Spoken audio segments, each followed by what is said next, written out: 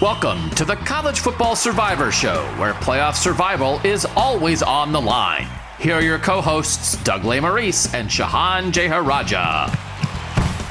Back on the College Football Survivor Show, Doug and Shehan, and today, Shehan, Big Ten Power Rankings for 2024. We did it last week for the SEC with Oklahoma and Texas joining the SEC. What did we think that meant the SEC would look like in 2024 when those two teams arrive? We did that 1 through 16, how we think that'll shake out. Now the Big Ten, USC and UCLA arriving for the 2024 football season. What will the Big Ten look like 1 through 16 in 2024, Shehan? And we had, I don't know we had much debate. Georgia and Alabama are clearly the two best teams in the SEC. And with what Georgia is doing right now, how could you have anybody but Georgia number one? I'm curious who you're going to have at number one. And I will admit that I struggled a little bit with my number one. And I especially find the top three interesting for the Big Ten. And I find like the top six interesting for the Big Ten, because I think there are various ways that you can look at this. But to start, Shehan, I do think there are really quite a bit of similarities to me between Oklahoma and Texas going to the SEC and USC and UCLA going to the Big Ten. And it's not just because of Lincoln Riley, but what historically Oklahoma has been and what historically USC has been, and also what they can be right now, I think is fairly similar. And then historically what Texas has been and what UCLA has been and what they could be right now, I think is fairly similar. That one, I think, is competing pretty near the top of its new conference, I would imagine. And the other is a bit of a wild card of like in the top half, but where exactly, with some decent upside. I think Texas and UCLA have similarities there. How did you sort of view the general idea of cramming these two new schools into these two conferences? Well, I think that when it comes to USC, I think inarguably USC, whether you have them in the first spot or second spot, is the class of the new conference, right? Like that is unquestioned. I think what's interesting versus in Oklahoma and Texas joining is, those two teams could end up somewhere in the mishmash of the middle class, right? Like I think that there is almost no chance that these two schools in 2024 or maybe the couple years after that have a chance to enter the top tier. I don't feel that way about USC especially. I think that USC right away could come in and compete for conference championships. Now, UCLA, look, I make jokes about Texas all the time, and you said the meanest thing ever, which is that they're basically UCLA. But wait, who's that mean to? Who is that mean to? Texas or UCLA? Just everybody feels bad now, but I think that USC and UCLA have much more ability to come in and compete at the highest level in this conference than I think Texas and Oklahoma do. Now, Texas and Oklahoma long term, I agree, have a chance to do what USC and UCLA can do, but it's going to be a quicker turnaround for these two programs. It just is. When you look at the amount of title contenders in the SEC versus the Big Ten, when you look at the history of USC versus the recent history even of these two programs of Texas and Oklahoma, who haven't been national champions in longer. And so, well, I guess Texas has won one year more recently, but so I think that you look at the relative situation that USC is stepping into. I think that they are also, from a financial perspective, probably poised to benefit notably more than Texas and Oklahoma are from their move. I think that Texas and Oklahoma already print money. Money is not the primary issue. I think that they're moving for competitiveness and recruiting reasons. Whereas I think that USC is going to fundamentally change their monetary situation. And so I do think that sort of thing is relevant too. So there's definitely some comparisons here, but I think that USC and UCLA are poised to potentially jump in and be contenders right away. But the other thing that I'll mention too is that they're going to have to play road games in, Piscataway, New Jersey, and that's going to be something that's not fun for anybody. It's funny, that idea of those West Coast teams coming east. I think people talk about it maybe more in the NFL. A lot of times like, oh, the Seahawks are playing at the Panthers. Does how does that affect how we judge this game? I'm curious what the effect of that is on USC. If there will be, because it doesn't have to be every road game, but if there's like a game a year where it's like, oh man, like you kind of didn't get the best of USC because they did that because they had to, they had back-to-back road games and they were at Minnesota and then they flew home and then they were at Purdue. And that was a little something for them. I'll be curious to see how that works out from a competitive standpoint. One of the most famous lines that we've ever heard in the college football playoff is erasing a Stanford loss to Northwestern because of body clocks, right? Like that is something that I think that people acknowledge. And I'll tell you what, so we're actually going to California next week to visit the in-laws. We us? Oh, wait. Sometimes when you use we on the podcast, I just assume you mean the two of us. I see. This is the issue with being married is that everything is we, even if it's just me, it's actually we. Like you just get into that. So my wife and I, not Doug. Do you ever refer to me to your wife as your podcast husband? Have you ever used that phrase? I do not. I've never once used it. I mean, see, here's the issue, Doug. We can be real about this. You're kind of closer to my podcast dad than my podcast husband. You know what I feel like right now? I feel like Texas. This is what it's like when Shehan attacks you. Podcast dad. Okay. Listen, I'm just keeping it real. I think I'm like 5 years younger than your dad. How old's your dad? No. He's a little bit. So I think that you're 5 years younger than my mom. My mom was born in 1969. Okay. I'm 4 years younger than your mom. Okay. My mom, to be fair, my mom was pretty young when she had me relatively. She got married at 21 when I don't think that was her plan, but originally. But then, you meet the right person and you decide to get married. I got married when I was 21. I wasn't necessarily my plan either. Yeah, no. In conclusion, you could be my son. Okay. Yeah. Moving on. Yeah. Little Shehan. Oh, I remember Little Shehan. What I was saying is, we go to California relatively often, and you do feel it. You do legitimately feel it. We have an event while we're over there that's at 8 p.m. on a weekday, and that's going to be 10 p.m. for our bodies, and I am already dreading it because it is really hard to just jump time zones like that. And it's one thing to jump, like if you jump one time zone, right? If you go from Central Time to Eastern Time, not a huge deal. We're doing that right now, right? I mean, I'm Central Time, you're Eastern Time. Sure. Yeah. And that's one of the reasons I like Central Time is because you can jump one to Eastern Time. You can jump one back to Mountain Time. No big deal. 2 is kind of pushing it. 2 is like you feel it. 3 is a lot. Whenever my wife and I were dating, there was a period where I was in Atlanta and where she was in California. And that was a lot. That was a lot to be 3 hours away. And that's going to be the case for a lot of teams that USC has to play. If they put them, and by the way, we have to remember too, USC is joining the Big Ten, which is a Fox production. And what is Fox's signature production? That's right. Big Noon Saturday, aka Big 9 a.m. body clock Saturday. I'll be very curious how all that shakes itself out because they are gonna want USC in that window sometimes. They are gonna want USC Ohio State in that noon window. Fox is gonna want that. They're gonna want USC Penn State. They're gonna want USC Michigan and USC Wisconsin and USC Michigan State in windows like that when USC is coming east. There's also that opportunity, and again, this is the whole Big Ten, the new TV deal. There's going to be that nighttime window. I think that's going to be the NBC window. Is that right? Or the CBS? I can't remember, everybody. But there's going to be that new window where really I do think USC is going to wind up holding down that later window a lot to give the Big Ten a full day of coverage. But this is going to matter. So I don't know how it factors into our rankings necessarily, but there are complications here for these California schools joining the Big Ten. But there's also football complications.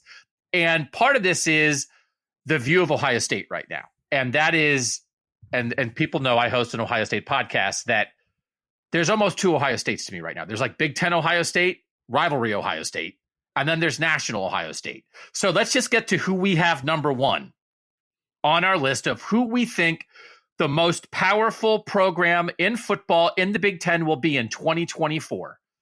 The team program in the best shape that year. Shehan, who do you have number 1? This was Honestly, pretty easy for me. There are two programs I think in college football that are run just top to bottom better than everybody else. They've basically never been bad. They've basically never had extended down periods. It doesn't mean that they haven't had bad seasons or bad tenures, but they don't fail. And that's Oklahoma and that's Ohio State. Ohio State is arguably the most consistent program from a success perspective in all of college football. They win 10 games almost every year. Obviously, in the playoff era, they've hit another level under Urban Meyer and Ryan Day. There's no question to me that Ohio State is the number one team. Okay, that's who I have number one also. And now the Michigan people are saying, but what? Michigan just beat Ohio State twice in a row and won the last two Big Ten titles and made the playoff the last 2 years. How can Michigan not be number one? And this is where your brain breaks a little bit, because that's a very strong argument. And I don't think Michigan's going away. I don't. I know that they have some assistant coach shuffling, perhaps. They've had some changes. I don't know if we know exactly what their quarterback situation post J.J. McCarthy is going to be, although J.J. McCarthy still might be the quarterback in 2024. Very, very possible. Fourth year J.J. McCarthy might be really, really, really good in 2024. But I think Jim Harbaugh has figured this out. And one of the things, Shehan, is I looked at, as I did with the SEC, I looked at the records, conference records over the last 5 years. But I'd say there's about at least half the teams in the Big Ten where the recent history doesn't matter, because within that recent history, so much has changed. I don't know that I really care what Nebraska's been. They have Matt Rule now. I don't know that Wisconsin's recent history matters. They have Luke Fickell now.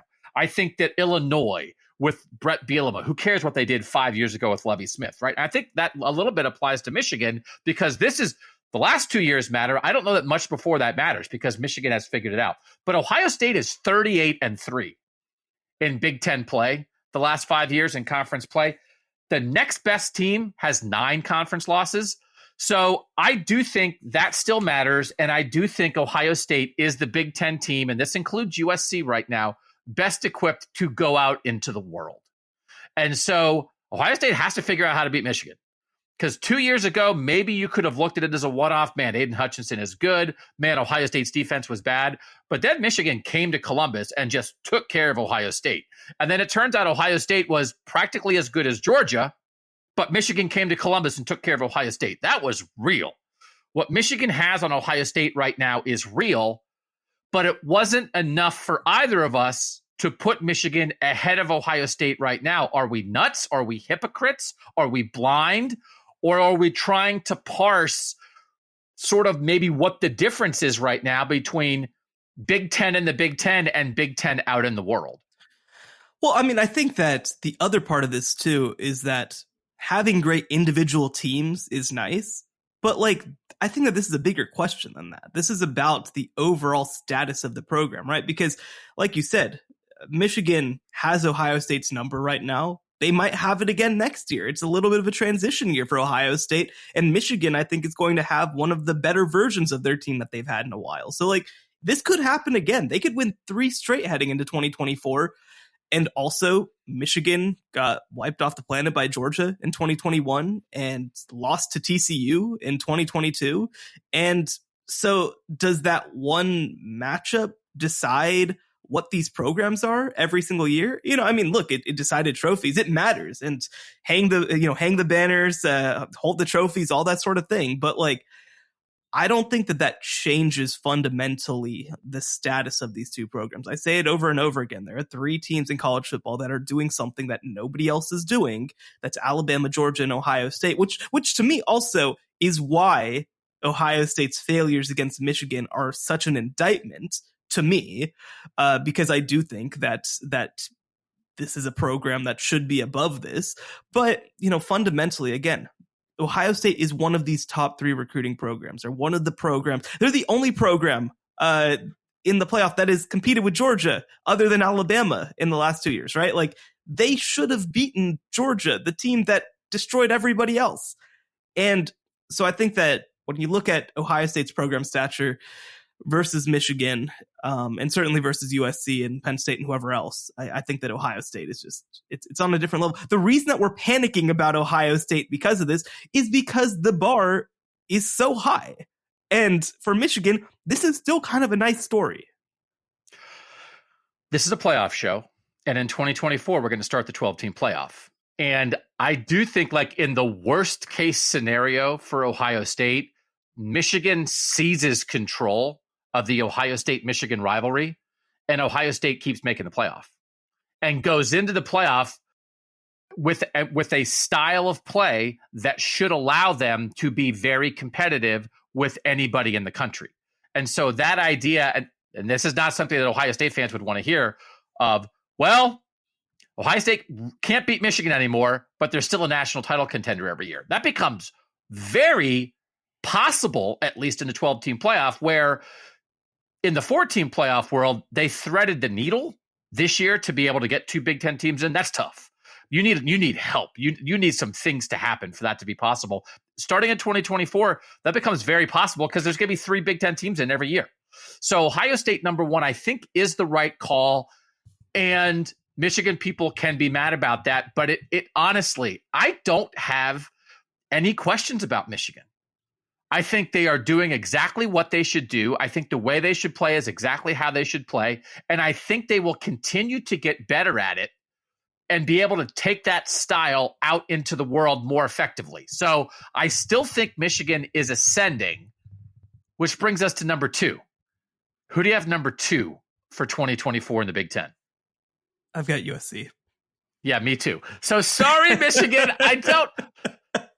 I personally don't even feel the need to apologize. I feel like, again, we're talking about program status right now. We're talking about, the teams that can win at the highest level. Lincoln Riley in year 1 went and won 11 games with like a haphazardly thrown together roster. And we talked about it, right? When we entered this playoff show, there were 4 teams that we kind of considered the mainstays: Alabama, Ohio State, Clemson, and Oklahoma. And it turns out, obviously they didn't make the playoff last year, but it turns out when we said Oklahoma, we actually meant Lincoln Riley, because Lincoln Riley is a guaranteed 10-win season. Unlike to the level that I don't think that hardly any other coaches.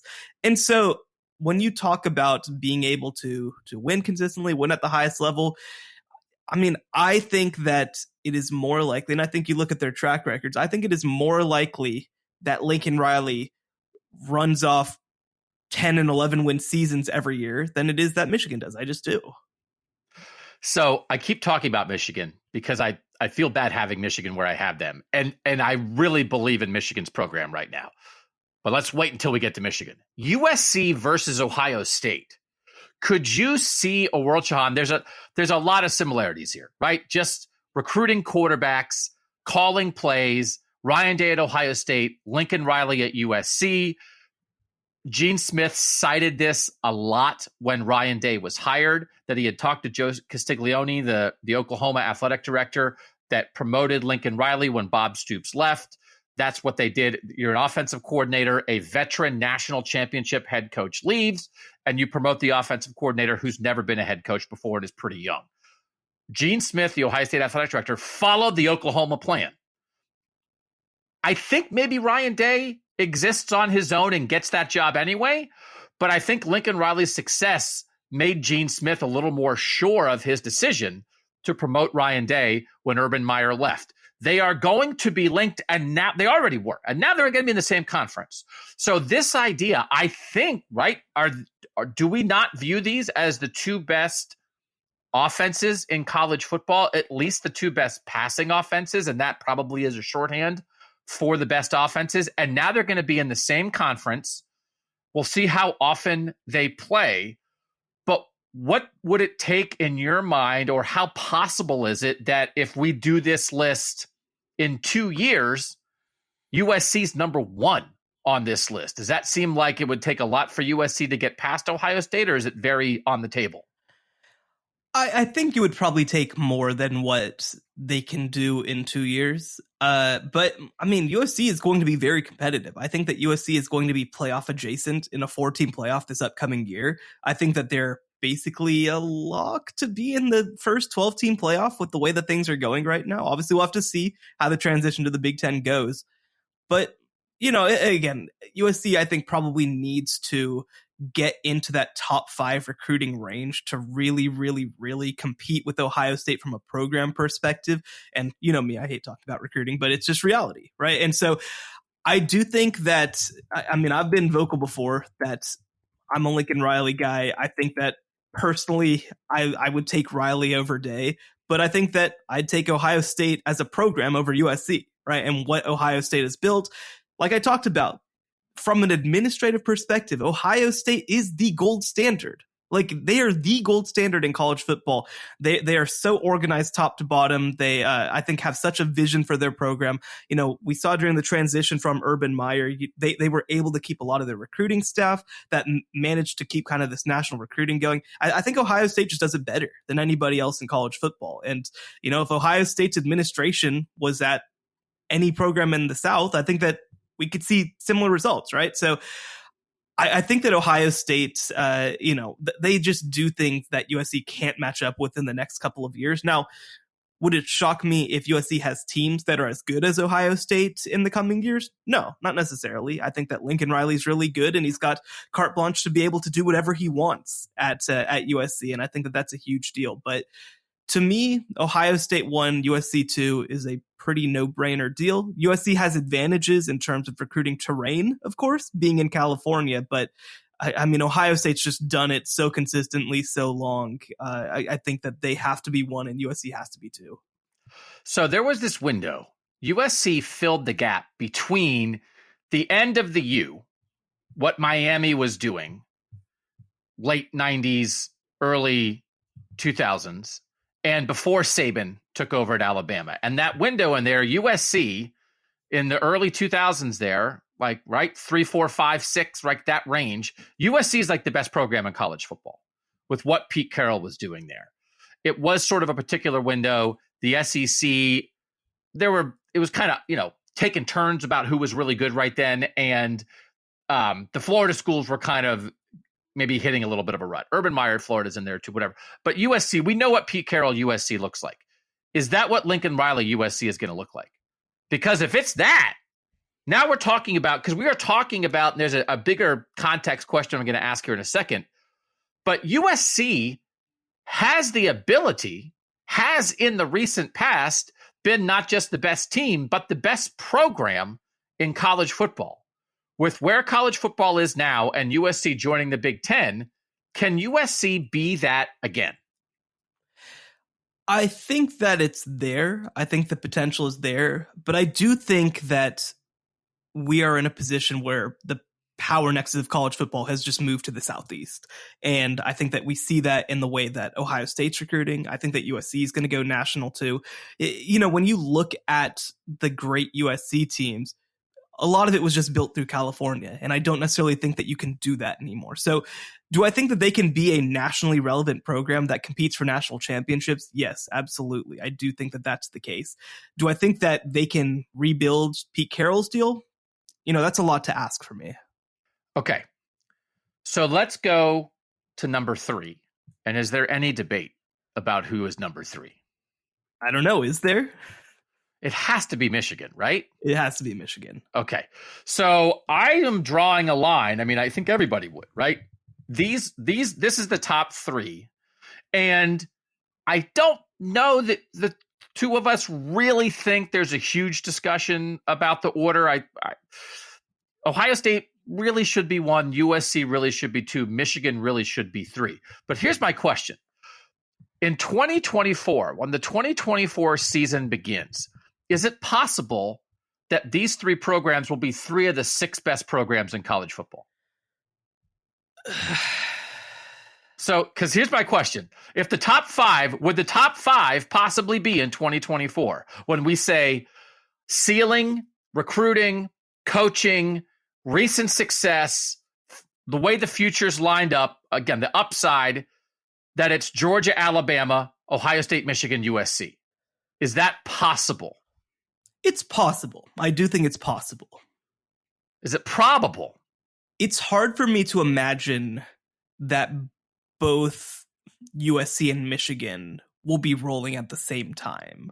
Not because it's zero sum, but just I think that You start getting Clemson in there. Clemson added Garrett Riley, of course. So I think that's going to be a big deal. You start adding LSU in there. You add Oklahoma in there. You add, even an Oregon in there, for example. I think that it's going to be pretty competitive to get to that number 5 spot, but it's definitely possible. I just think that there's going to be a lot of competition from the SEC as well. But again, when you think about what this 12-team playoff world is going to be, and it's basically going to be set up for the Power 5 conferences probably to get to, you're not guaranteed to. The Pac-12 and the Big 12 aren't certainly, and the ACC, they're not guaranteed to, but they have an opportunity for 2. The SEC and the Big 10 are guaranteed to every year. And I think very strong for 3. And so I don't think it's going to change at Michigan. I don't think this is a window at Michigan. I think this is the new Michigan. And especially in a world where 10-2 and maybe 9-3, depending who your losses and your wins are against and how good your conference is, gets you in the 12-team playoff. And maybe you're sliding in as a 10, but you're a 10 that nobody wants to play. Sure. I think these 3 programs, and we talked about this in the SEC, it's like, well, Bama and Georgia aren't going anywhere. And then there's this fight, right? Where is it LSU? Is it Oklahoma?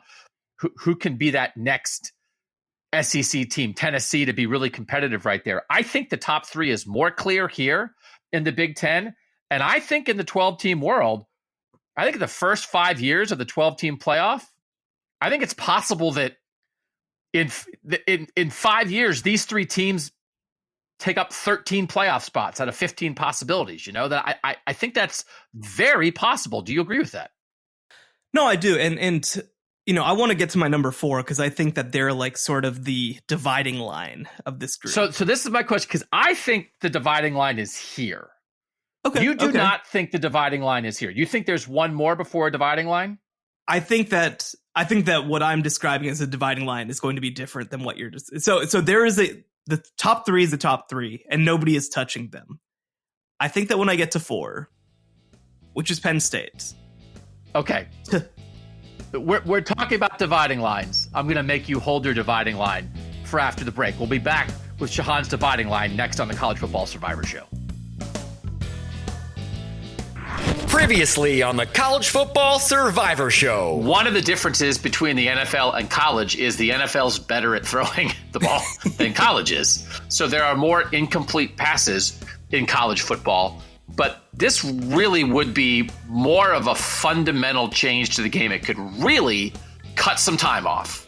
But is it too big of a change? Well, first of all, you've got a Chicago Bears fan and somebody who's covered the Cleveland Browns. So I take issue with the idea that NFL teams are at all good at throwing the ball to receivers. But yeah, this was definitely the most controversial one. This is the one that people have been the most vocal about.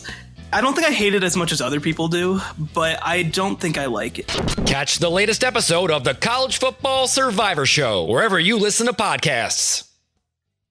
All right, Doug and Shehan are back. I love tiers. I love dividing lines. The reason I had those top 3 is because I think they are going to be almost assured regular participants in the 12-team college football playoff. And I would not assign that necessarily. I would not right now, based on recent past and predictive future, assign that to anybody else.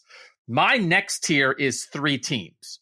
You're saying you think Penn State at number 4 really kind of belongs with this other group of top 3. So, no. What I think that... I put words in your mouth. Sorry, son. So when you get to Penn State, I think you are getting to the last program in the Big Ten that is kind of the borderline of competing for the playoff year in and year out. I think that once you get below this line, there are teams that are going to make playoffs, but it's going to be one-offs. It's going to be outlier seasons where, the top 3 above them, they should expect to be at least on the periphery of the playoff every single year. I think that Penn State is that line that should expect to compete for the playoff many years. And once you get below that, I don't know. It starts to get a little dicier.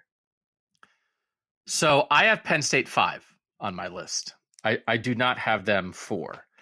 And I guess I don't disagree with you it's hard because Penn State was excellent last year. Penn State was 11-2, and Penn State's only 2 losses were to playoff teams in Ohio State and Michigan.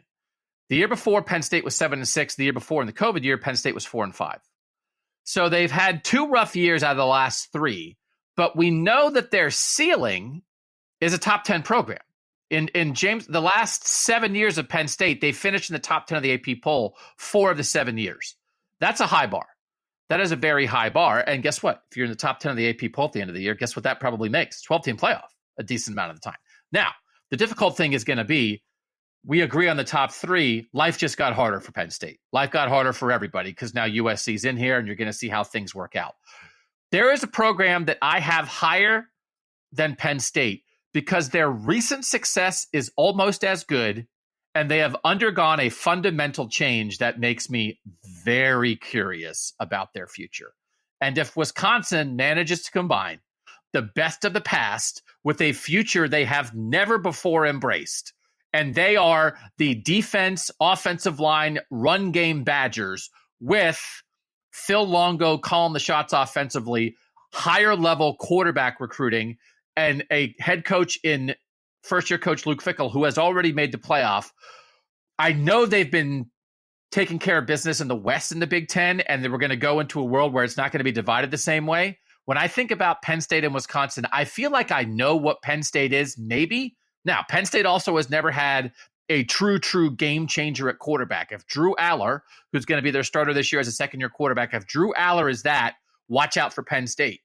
But I am fascinated to see if the new combination at Wisconsin is a whole new world. And they have been a super consistent winner. So I have Wisconsin 4th. But to me, there is a significant drop-off between Michigan at 3 and Wisconsin at 4. And then I have Penn State 5. Where do you have Wisconsin? I had them 5. I think that you're absolutely right. They're right on that borderline. And the funny thing, here's the funny thing about me putting Penn State 4 and you putting Wisconsin 4. I said in my SEC rankings that the way that I was looking at it was trying to find approximately the 50th percentile, trying to find the most likely outcome. But this time, I bet on upside. I think that Penn State has upside that Wisconsin doesn't have. And you went the other direction, which is usually the opposite of what we do. But I think that is the question for me, is I think that Wisconsin is poised to get into the playoff as a 10 seed and lose in the first round. I think that that is what they are going to be built to do. Now, and that's a great season. I don't want to knock that kind of season. I think that the best of Penn State is winning playoff games. I think it is getting to the national semifinals. I don't think that they can win a title. That's a whole other question. But I think that Penn State just has a higher ceiling right now. Now, at the same time, Luke Fickell is a really freaking good coach, like a really freaking good coach. And Wisconsin's had their system come through. And we can look back now, and Brett Bielema was a good coach and all that. But I mean, when you're talking about the quality of an individual coach, I mean, Luke Fickell is up there with anybody that Wisconsin's had since Barry Alvarez. And so I do think that maybe getting that guy in and running something that because, you know, Wisconsin is recruiting to a specific type of system. They're recruiting specific type of players. Well, now they're competing with everybody. They got Phil Longo as their offensive coordinator, and they got Mike Tressel as their defensive coordinator. Like, they're going to be trying to build something similar to everybody else. And you know, maybe there is upside there. I don't know. I have 2 words for you. Okay. Northern Georgia. A defensive-minded head coach with a strong defense. There's a strong defensive history at Wisconsin. And then you hire a coordinator offensively who can dial it up. And you don't necessarily need the world's greatest quarterback. And it's not like Georgia has run through. George Pickens was really good, but they won a national title when George Pickens was hurt. They lost their best receiver the next year. You know, Brock Bowers is special, but Wisconsin has a history of tight ends. You know they're going to run the ball. I still love Braylon Allen. Let me counter to that, okay? I'm going to list off every single blue chip recruit from the state of Wisconsin in the 2023 recruiting cycle. No. Did you miss it? Where we compare I said them Wisconsin and Georgia recruiting. But that's the issue. That's the issue. But that's true for everybody in the Big Ten. right? So, but there's a philosophy and a way you go about your business. So the thing that I would say is, in the end, Georgia had a defensive first mentality. And by the time we got to the Ohio State-Georgia game, I thought Georgia's offense was a bigger problem for Ohio State than Georgia's defense was, because they figured out what they need, who they were, and how to do it. And they had a great play caller. If Phil Longo can be that offensively, and they have this tradition of defense, it is not at the Georgia level, but it's the Georgia idea.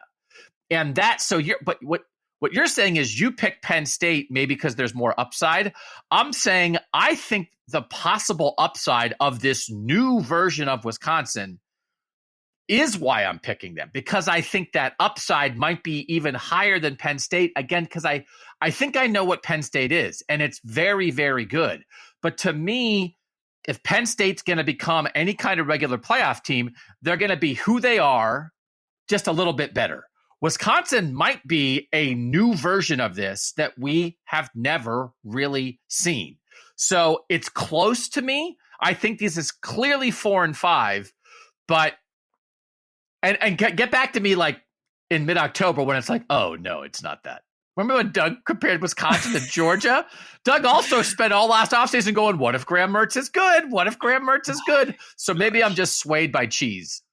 Because here's the thing. I think that my issue with this comparison is I think that it's not only integral that Georgia is being made in the state of Georgia, but like I think that's the whole point, is that Georgia's like, we can run our program this way because we can recruit the state of Georgia and get defensive linemen that nobody else in the entire country can touch.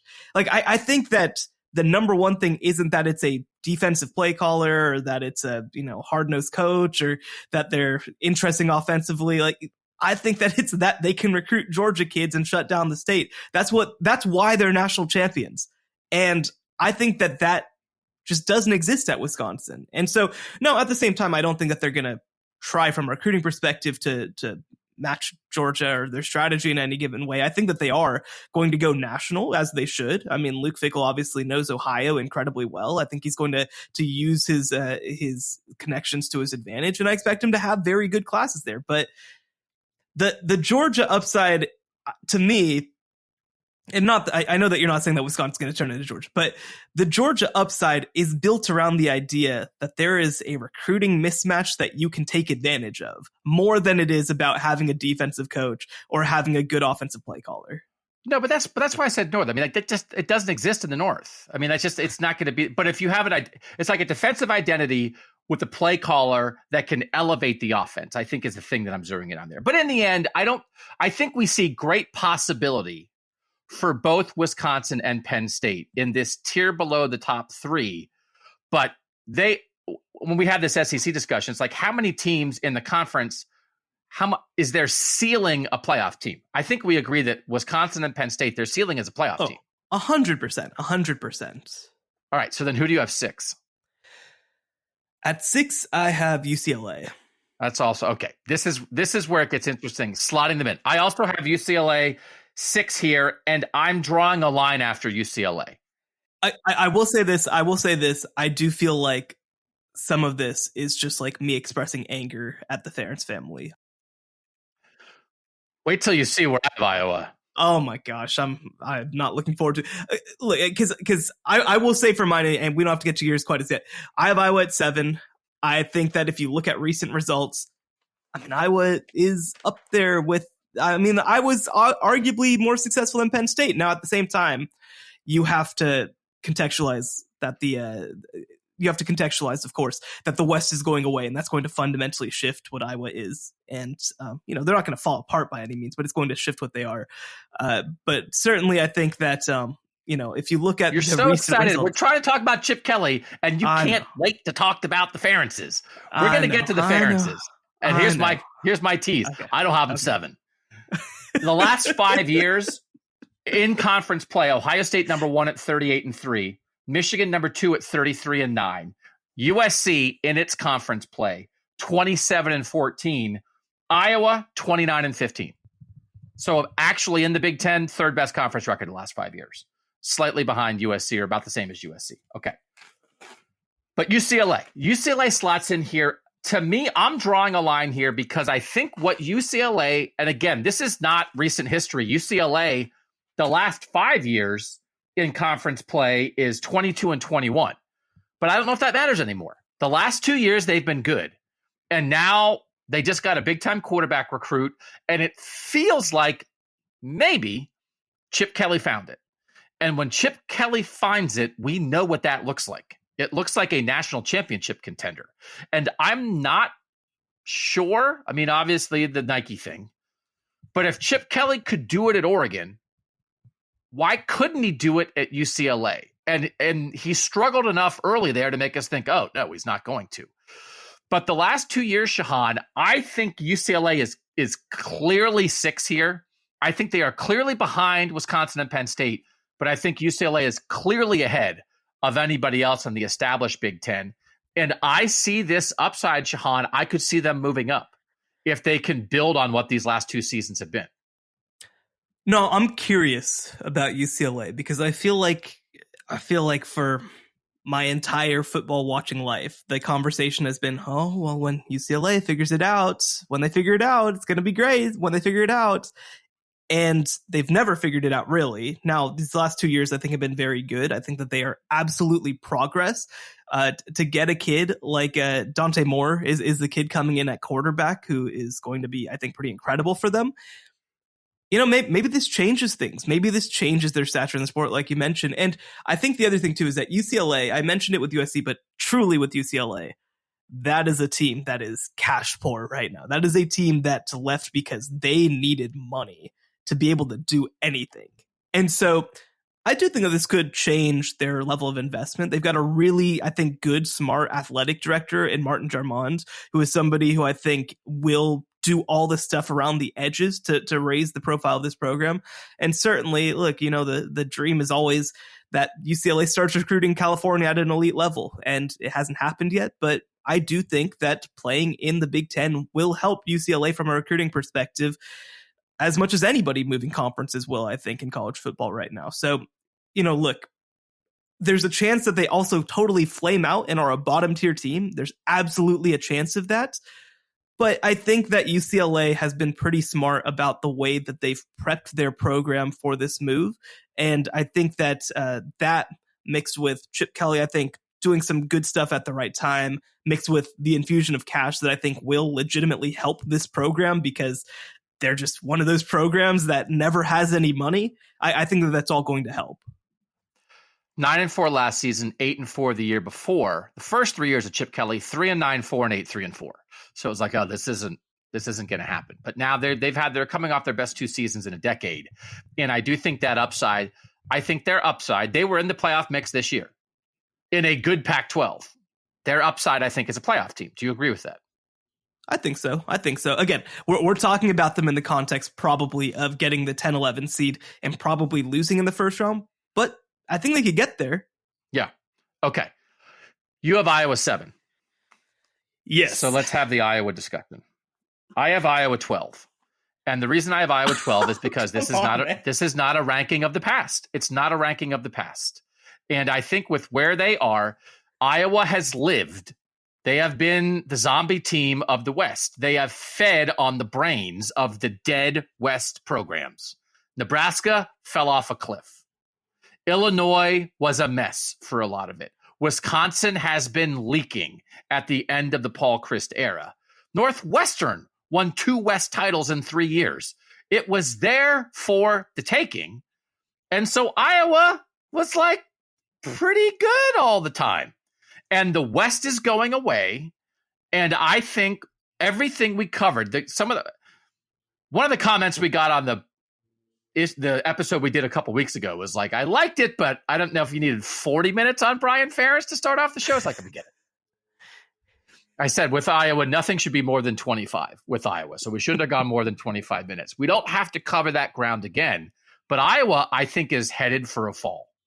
And I think it is because the Big Ten is changing. Kirk Ferentz is not changing. I think this 2023 season is going to be a joke for Iowa. I think the best thing that could happen to Iowa is that Brian Ferentz doesn't hit his markers. They fire him and get a better offensive coordinator. But I just think it's dysfunctional. right now. And so as you look ahead, as I look to 2024, because there's a pretty interesting middle here in the Big Ten, I just feel much better about the futures of 5 other programs than I do about Iowa. Why do you have Iowa as high as 7? We know what the past is, but this is a future ranking. I think the thing is for me is that, look, the Big Ten West is going away, like you mentioned, but also I think that outside of Wisconsin, Iowa is still sort of the class of the teams that were in the Big Ten West. And I think that the bottom half of the East is kind of variable right now. I think that it's kind of interesting. So, I have them behind USC. I have them behind UCLA, but, and not to get to my rankings yet, I don't think that there's another team from the Big Ten West that clearly should be ahead of them in my mind. I completely disagree with that. All right, so let's get to my 7 then. Illinois. Let's have a Brett Bielema conversation. They're just getting started, man. There is upside. There is real upside there. He has done it with the existing roster, with transfer quarterbacks. They got more transfer quarterbacks coming in. They've established an identity. I think there is absolute upside for Illinois. This is a guy who has won before in the Big Ten. Brett Bielema is where he's supposed to be. And I have zero hesitation. Over the next 5 years, who would I take? I would take Illinois absolutely ahead of Iowa. No doubt about it. I think the best of Illinois is to come. Where do you have Illinois? I think you're crazy. I have them at 11. Brett Bielema is very good. I don't want to dismiss that. But this was also so much we're having a pretty nice season and we're in the West, so a pretty nice season can turn into an awesome season. Like, that's so much what last year was. And that's not enough. I think that Illinois is going to be very solid from here on out. I think that they're going to be a consistent bowl team, a consistent 7-win team. I think it's going to be great. But we're not talking about them competing for the dang. Why are we Big talking 10 Iowa then? We're talking about Iowa versus Illinois. I know, and I'm saying that Iowa, again, like last year was a bad, miserable, no good year for Iowa, and it still matches what some of Illinois' best seasons were. Like, that's just reality. And also, by the way, again, we don't need to get into it. They're going to fire their offensive coordinator after this year because we're going to have a giant gauge up with the number 25 on one end and with a. You don't think there is inherent rot in the Iowa program with things that have happened on and off the field with the way Kirk Ferentz is running this program? You don't think this is rotten from the inside out and it's going to collapse? That's exactly what I'm expecting for Iowa football. I think there is a chance. There is a chance that there's a D-Day moment. But I think the other part of this, too, is that, Kirk Ferentz isn't going away soon. But if there is that collapse, I think that they're going to be a very attractive job. I think that there's so many people with ties to Iowa, off the Hayden Fry tree and all of that, even people who worked under Ferentz. So if this day does come, I think that Iowa will have an incredible selection of coaches to choose from to replace Kirk Ferentz. And Kirk Ferentz is 68, I think, at this point. Like, it's not going to be forever. It's going to be too long, but it's not going to be forever. And so I think that, for you, I know that this is about 2024, which also I don't think that necessarily this rot will come home to roost by 2024. But I think that when you look at Illinois and when you look at Iowa, Illinois to me is a good coach doing good things. When you look at Iowa, I think this is a program that will have much more ability to make something happen, even in a post-Ferentz age. I don't think that their program value is as intrinsically tied to an individual coach. Well, they've had only two coaches in the last 50 years. I mean, it's Hayden Fry and Kirk Ferentz. We don't know. Yeah. No, we don't know. I think it's going to get messy. It's messy already. Like, I do not think Kirk Ferentz is going to go calmly into the night. I think he is going to hold on by his fingernails. And if this goes south, it could get messy.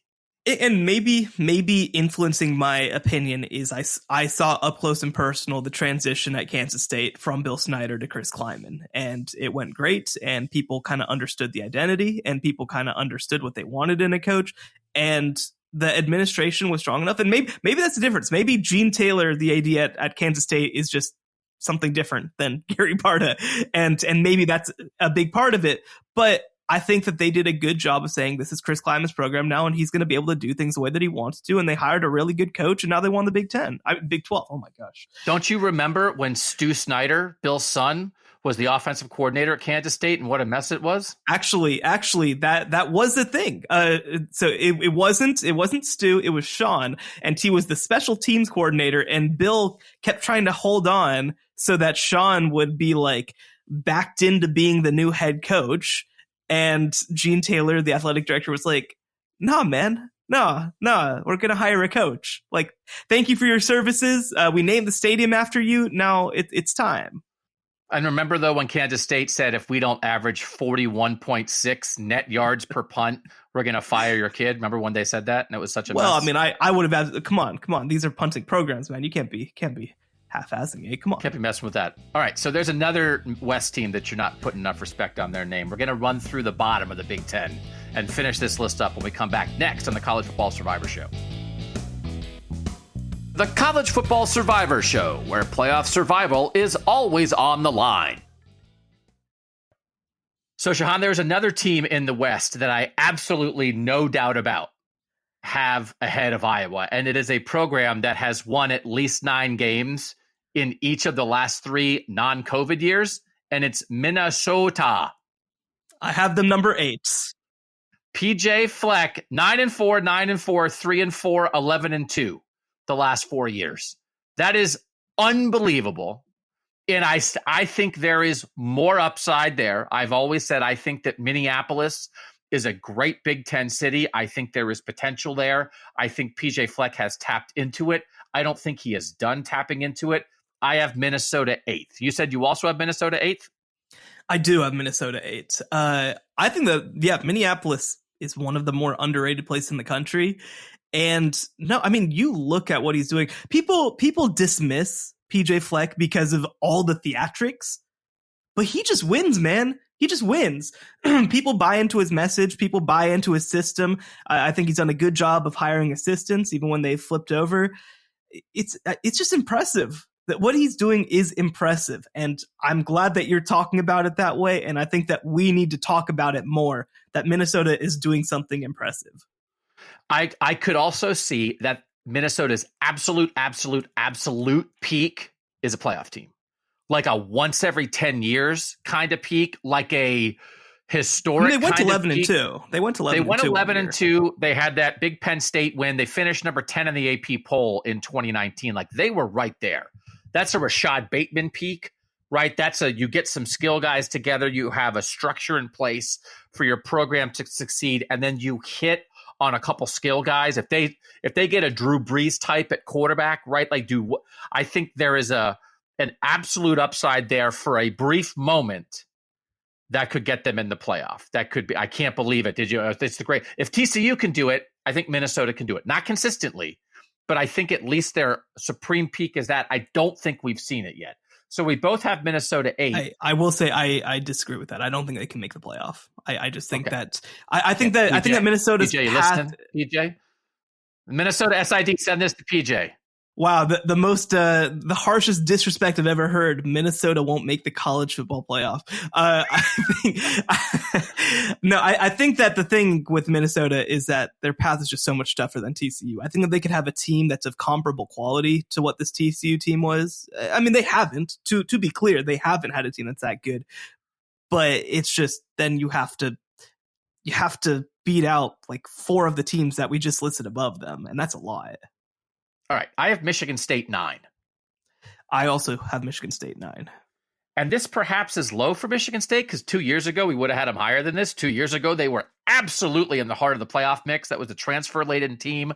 Mel Tucker flipped it quick. They took a step back last season. I do think, again, trying to figure out moving pieces. Mark D'Antonio's greatest success at Michigan State when Michigan State was an absolute monster for a while there came while Michigan was in trouble. So now if you think Michigan's not going away, I think it's harder for Michigan State to be at that peak D'Antonio level. I think Mel Tucker is the right guy for the job. I think Michigan State did what it had to do to keep Mel Tucker. I think there is good football ahead for Michigan State, but in terms of fitting pieces together, style of play, I think Luke Fickell takes a little bit of this juice as like a defensive-minded head coach with Ohio ties. And I think maybe just where Wisconsin football is maybe a cut above Michigan State. And now you have like kind of a similar vibe. So I could see people saying this is too low for Michigan State, but I think Michigan State's going to be good at football. I just think the Big Ten's going to be pretty good. Yeah, I mean, the thing is, right, if you are a great team, if you're Ohio State, then you probably look at this and you're like, this is tough, but it's manageable. But if you're a middle class team, then this is going to be hell, right? Like, this is going to be hell. This is going to be a situation where a bad season is legitimately 3-9 or 4-8. And that's not going to be a fun place to be. Michigan State is so interesting because, like you said, they took advantage of Michigan being down. That's definitely a part of it. The other thing, too, was Mark D'Antonio he lived in the state of Ohio. He lived in the state of Ohio from a recruiting perspective. And now you do. I mean, I do wonder how much Luke Fickell taking over at Cincinnati did impact Michigan State. I think that when you look at Mel Tucker, I expect him to continue to be a somewhat national recruiter, which is probably the right decision for them with what they've got right now. But for Michigan State, from a high school recruiting perspective, they're going to need to figure out what their terrain is. A lot of these programs, honestly, are going to need to figure out what is our recruiting terrain. And it can be national. I'm not saying that it can't be, but Michigan, for example, they obviously clean up in the state of Michigan. They do really well in Ohio. And they figured out, New Jersey is a place that we can really make hay. The private school system over there is actually very similar, I think, culturally to what Michigan is in some ways. And they've gotten Rashawn Gary, right? Rashawn Gary was a kid from New Jersey. Dwayne Haskins was I guess that's over at Ohio State. But, they found a place that worked for them. Jabril Peppers. Yeah, Jabril Peppers, exactly. I think that Michigan State needs to find their new terrain. That is a big issue for them. That was a secondary fueled playoff appearance for Cincinnati 2 years ago. Sauce Gardner, Detroit kid, Kobe Bryant, Cleveland kid as their two corners. I think 5 years earlier, they're maybe both at Michigan State when they had the no-fly zone, and you saw that. So I don't think it's impossible for Michigan State to come back in 2 years and we do this. And I think we both had Michigan State 9. I think we could have them 5 or 6, but I just think it's a tough slog ahead. Number 10, I have Maryland. Maryland was a tough one for me to identify. I ended up putting them at 12, but with a lot of upside, because Maryland is probably the single biggest beneficiary of divisions going away, because they have been in hell these last couple of years.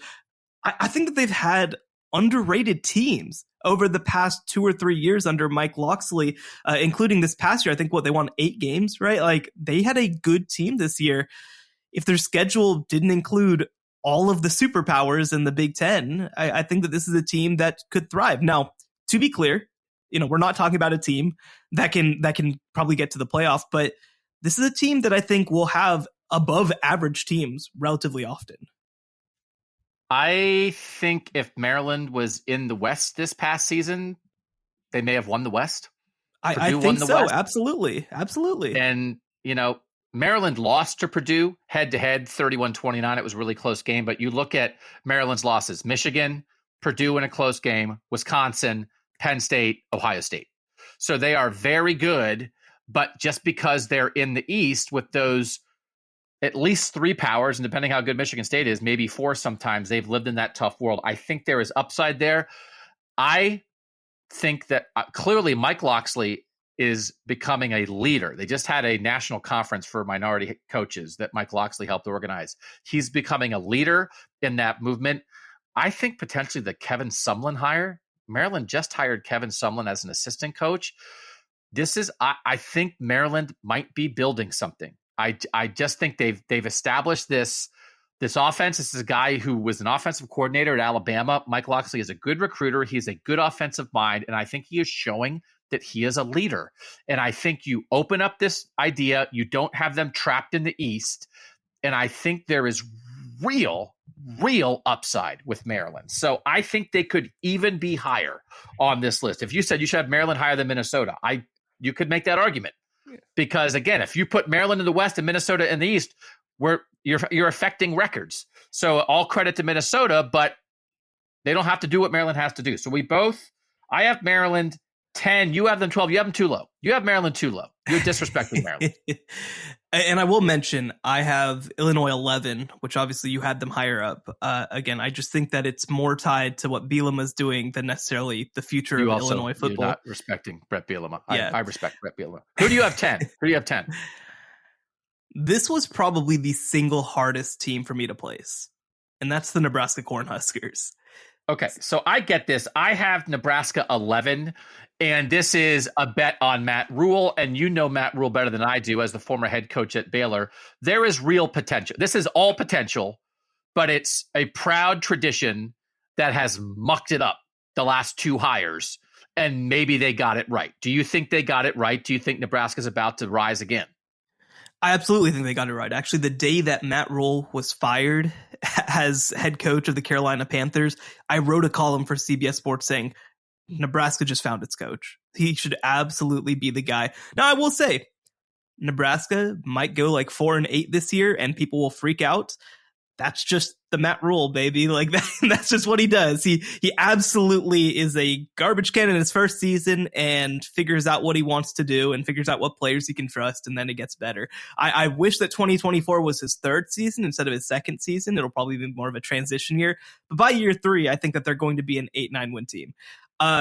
So here's what I'll say about Nebraska. I think that Nebraska needed somebody who was going to find that perfect balance of respecting the past but looking to the future and just make Nebraska fans feel good about themselves, because I mean Scott Frost was supposed to be that, but it was like he got like a year before everybody felt awful. Like he really got like a year before everybody was feeling bad. And I think that when you look at Nebraska right now, they're trying to build themselves back up to a national program.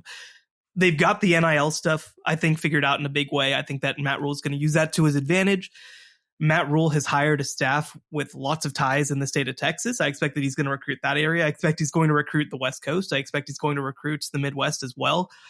And, you know, look, I think that Matt Rule is really good at building a program. He is a program builder. You look at what he did at Temple. You look at what he took over at Baylor versus what he left. The thing that I always say is he didn't win the Big 12.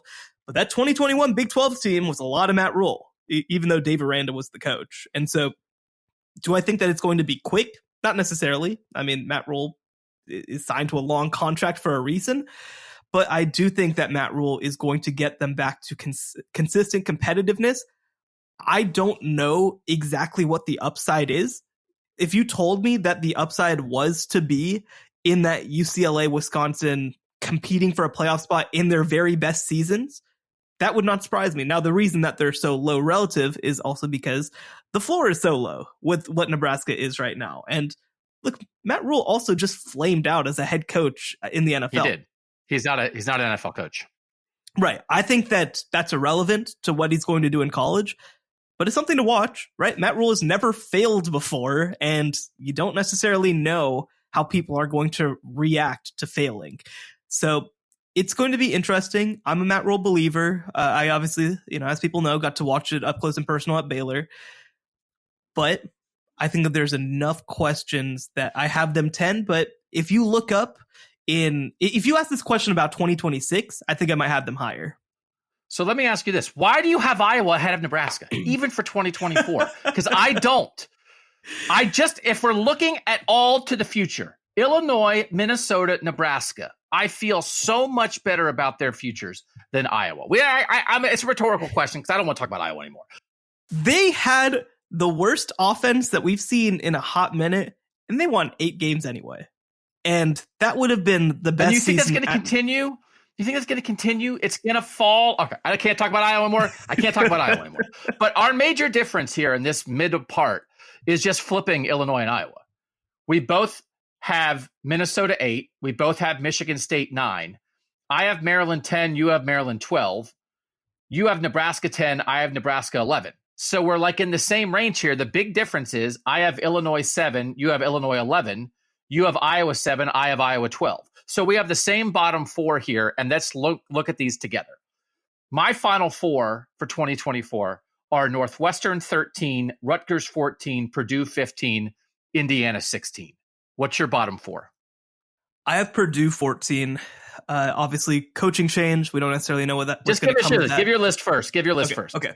Purdue 14. Oh, sorry. Purdue 13. Indiana 14. Northwestern 15. Rutgers 16. Okay. So Purdue, this is a bet on Ryan Walters. I think it's going to take them a little bit to reset after Jeff Brom. They're coming off a West championship. Purdue is 22-20, 8th best record among the 16 Big Ten teams for 2024. 22-20 is the 8th best conference record, so that's pretty good. I think it's a good hire. I just think it may be such a fundamental reset that I have Purdue 15, but maybe I'm too low. You like the hire at Purdue? Have them 13? I like it. I wouldn't call it like inspiring per se, but I think it's a good, solid hire. I like some of the staff that he's brought on. They're going to bring in Graham Harrell as offense coordinator, which is such an interesting decision in the historic Big Ten West. But Purdue, when you look at these 4 teams, Northwestern obviously has some great seasons, but Purdue has been more consistently successful over the last 5 years or so than I think these other 3 teams. And so I've seen more investment at Purdue than I expected, especially in the Jeff Brom era. Obviously, look, he was there. Louisville was always calling, right? Louisville was always calling Jeff Brom. He's a Louisville kid. He played quarterback there. But I think that they made a lot of upgrades that will impact the program in a positive way long term. So for me, they're the team that I think is the head of this group. So I had Northwestern 13. This is a remarkable stat. In each of the last 5 years, Northwestern has either lost one Big Ten game or won one Big Ten game. So 3 of the seasons, they only had one Big Ten win. 2 of the seasons, they only had one Big Ten loss in the last 5 years. And those 2 years, they went to the Big Ten championship game. It is a roller coaster ride. And the last 2 seasons have been horrible. I think Pat Fitzgerald is a good coach. They have invested. They fired their defensive coordinator. Their defense the past 2 years has been terrible. That's a big change. That was absolutely necessary. They have to find another quarterback. And I don't know if they're going to be able to do that. But I still think we've seen what it looks like. I mean, you're talking about Purdue as invested. Pat Fitzgerald, there was a while there where they were good.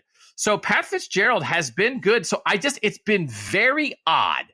Bad defensive coordinator after they lost Mike Hankwitz, who retired, who'd been their defensive coordinator for a while and was really good. They made a bad hire there. Fitz hired his friend. He wasn't good enough. So they got rid of that, and they have to figure out this quarterback position. Ryan Helinski just didn't work out the way that Peyton Ramsey did in the transfer market. So they have to figure that out. But we know what it looks like in the recent history when Northwestern is good. So I did have them 13, but also the last 2 years have been horrendous. Yeah, the other thing that I'll mention is that, I think that we as a society have gotten to a point where we kind of are just discounting the Big Ten's COVID season. And if you discount in any way the Big Ten's COVID season, then Northwestern is 3-24 in Big Ten play over the last 3 years, like 3 full seasons. It counts. I'm not saying that it doesn't count. But that team was good. That Peyton Ramsey at quarterback, Brandon Joseph and Greg Newsom in the secondary, that was a real team. No, it was a real team. But that was not a blip like the Indiana blip. I agree with that. But I think that some of the teams that they were playing against were bad blips. Right? You have Indiana too high. Indiana is last here. Indiana is a pure COVID Michael Penix miracle blip in the COVID year, and they stink otherwise. I have no idea how anybody wouldn't have Indiana last. Tom Allen's going to get fired after this year, and then we see what happens. But they're a dumpster fire right now, are they not? Yeah. No, that's fair. I think that I probably should have Indiana last, but it's all bad. It's all bad. I don't know. I'm trying to find something positive to say about them, and there's nothing. No, I think if they had not given, Tom Allen didn't get an extension after the good Michael Penix year. And so they can't fire him right now. So they're tied to that. They finished 12th in the final AP poll that year. They were 6-1 in the Big Ten, 6-2 overall. But the last 2 years, 0-9 and 2-7 in Big Ten play. They're just in trouble. That's why I have them lost. And then Rutgers, it's just a matter of what do you think? Greg Schiano is the absolute right coach for Rutgers. It's going to be an overhaul again. They're building this process. They're playing a young quarterback in Gavin Wimsatt. I just think that definitely Rutgers ahead of Indiana. And then I don't know what Ryan Walters is going to be as head coach. I kind of know what Greg Schiano is. It's just a slog. And so how far along are they going to be in the slog by 2024? You have Rutgers last. I have Rutgers 14th. But at least we've seen Schiano do it at Rutgers before. There's possibility there, right? No, and I like what he's done over his tenure, basically, over his 3-year tenure. Obviously, they haven't had a winning record, but I think that he has brought them back to relative competitiveness, right? They're no longer a joke or a meme or anything.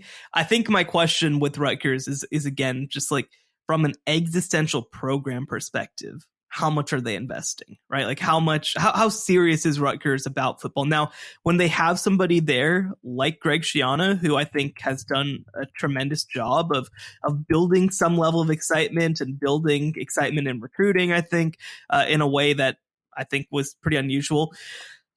This is all good. This is all good. I think my question is, I don't know exactly how long they're going to let Greg Schiano keep doing this. And, if he's gone in a year or two, I don't think it'll be that soon, but if he's gone in 2 years or something like that. Oh, no. I think Greg Schiano retires there. I think he's the head coach of Rutgers for the next 15 years. I think he could go 0-12 every year and they wouldn't fire him. They fought. It was a fight for everybody to come to the agreement, and he's not going to go anywhere else, right? The whole Tennessee thing blew up for him. I thought that he was older than he is. He's only 56. So I guess, never mind. He's going to be there for 15 years. So, okay, that's fair then. That's fair. Then I'll put in, I think that Indiana probably does deserve to be last then because Greg Schiano's going to be at Rutgers for 15 years. Tom Allen's not going to be at Indiana for 15 months. So, yeah. Hey, but Tom Allen seems like a very nice man. Does he? He seems like an excitable guy that they've sure made a lot of videos in the locker room the one good year they had. I'm sure he's fine. I'm not saying he's a bad guy, but it's like he gave a speech and everybody got excited. It's like, okay, that's not what coaching is. I will say they did win 8 games in 2019. Like, it's not like Tom Allen has done nothing ever, but it's bad, man. It's real bad, and he's not going to be the coach there next year. And by the way, Indiana athletic director, I can't remember your name. If you're listening to this, don't overthink it, man. Just hire Ken Womack from South Alabama. Just hire the defensive coordinator from that team. Come on, Ken Womack. Just make it easy. Don't waste our time. I think that's probably right. Okay. In the end, national championship upside in the somewhat near future. 3?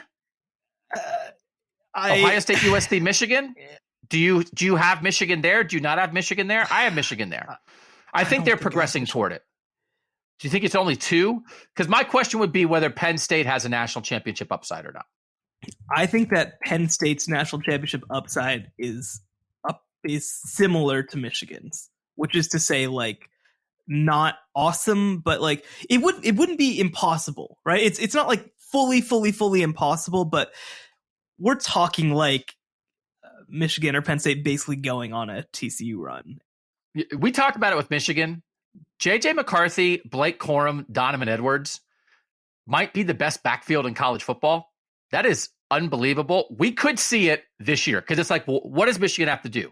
Well, they're going to have to still be more dynamic offensively. Now, they put up 50 against TCU, but like, how do they beat Bama? How do they beat Georgia?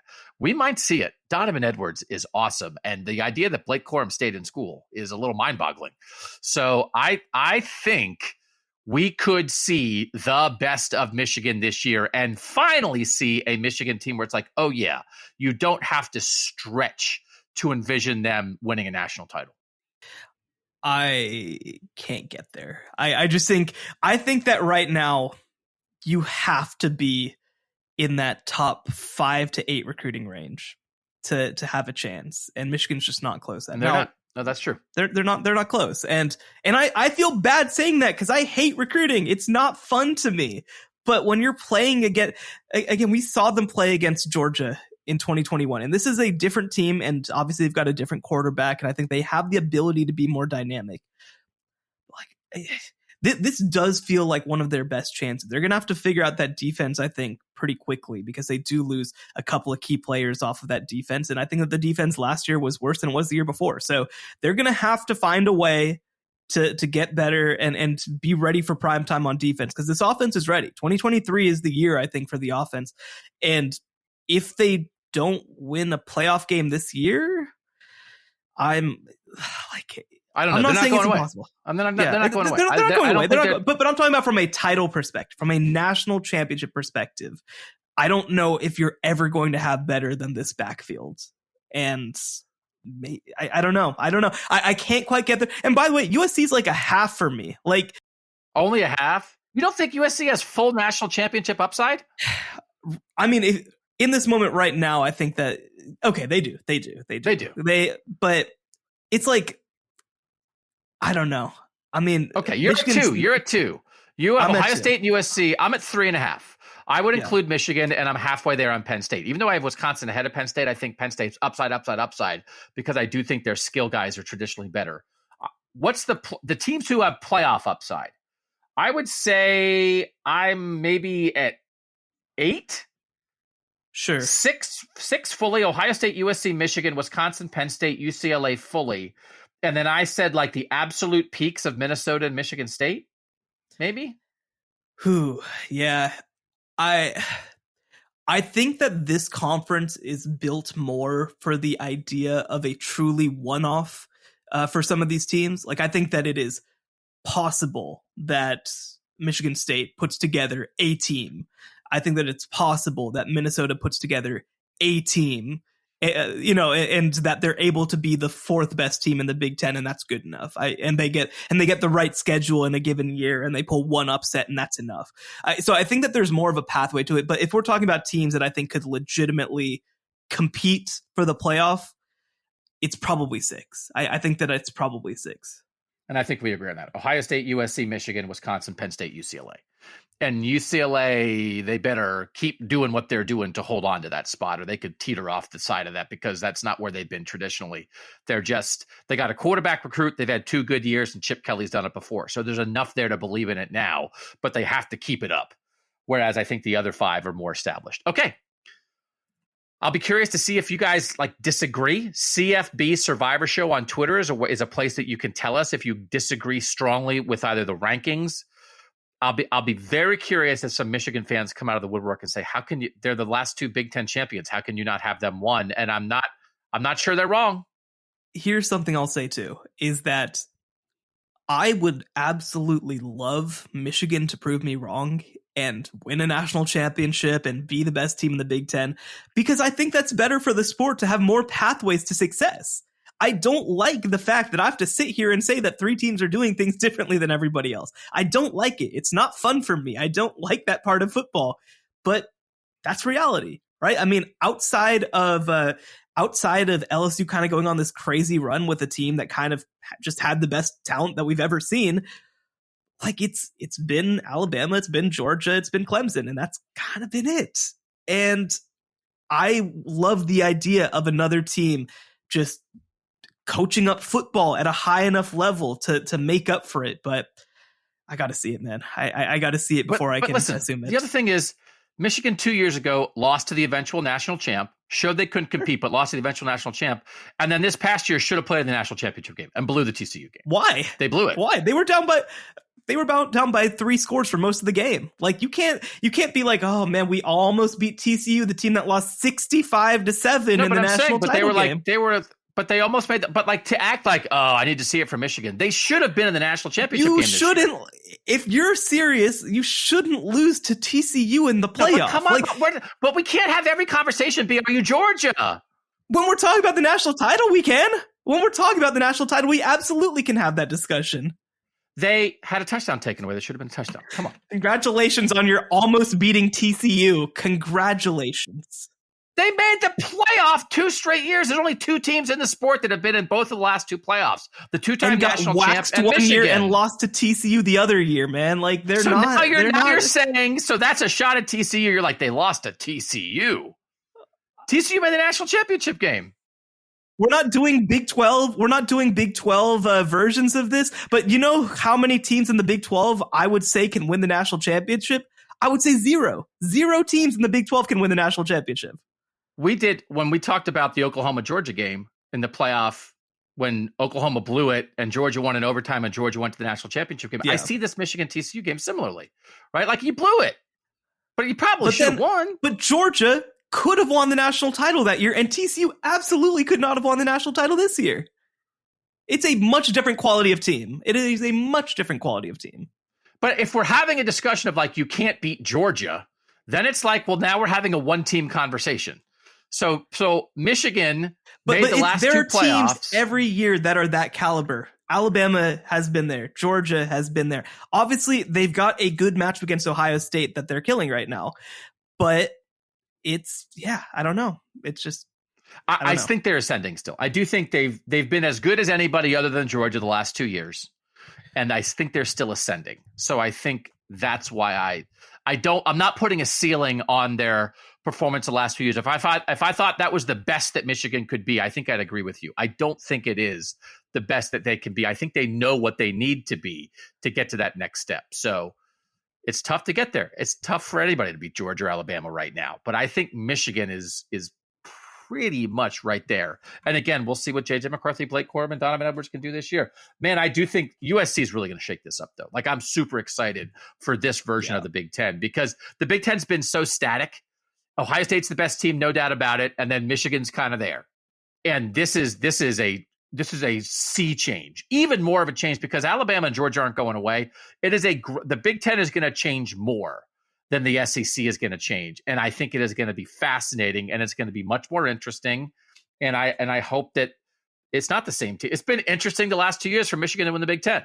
It's not Ohio State every year now. So now you throw USC in that mix and the top of the Big Ten gets more interesting. All right. We're glad to do this. We're looking ahead to 2024. It's a playoff show. We're thinking about teams that can compete at that level. Final conclusion. Ohio State number 1 for both of us. USC number 2. Michigan number 3. I have Wisconsin 4, Penn State 5. Shehan has Penn State 4, Wisconsin 5. We both have UCLA 6. Our big difference is on Illinois and Iowa. I have Illinois 7. Shehan has Illinois 11. Shehan has Iowa 7. I have Iowa 12. We basically just flip-flop those two teams because we both have Minnesota 8. We both have Michigan State 9. I have Maryland 10. Shehan has Maryland 12. Shehan has Nebraska 10. I have Nebraska 11. We said before Illinois and Iowa the switches. I have Northwestern 13. Shehan has Northwestern 15. I have Rutgers 14. Shehan has Rutgers 16. I have Purdue 15. Shehan has Purdue 13. And I have Indiana 16. Shehan has Indiana 14. But we agree on that bottom 4. Okay. We'll figure out more stuff to talk about. Go read Shehan at cbssports.com. Make sure you're subscribed to the College Football Survivor Show so you don't miss a single episode. For now, thanks to you guys for listening. For Shehan, I'm Doug, and that was the College Football Survivor Show. The College Football Survivor Show, where playoff survival is always on the line.